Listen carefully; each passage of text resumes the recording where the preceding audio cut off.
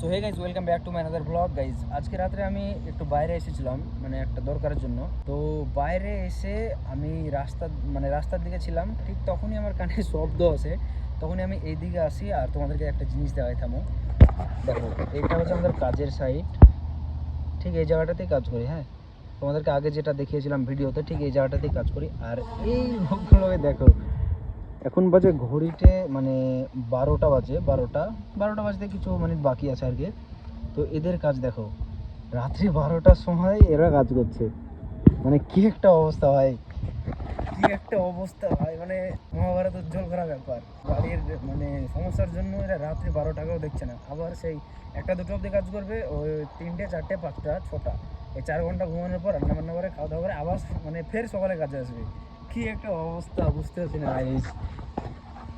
মানে এই দেখো, এই সাইডটায় ঠিক কাজ কাজ করি আমরা, এইটাই। আর এটাতে এরা কাজ করছে, দেখো কিভাবে। কি একটা অবস্থা এখানকার ভাই। চলো ভিডিওটা এখানে শেষ করি। রাত হয়েছে, অনেক ঘুমোতে হবে। বাই।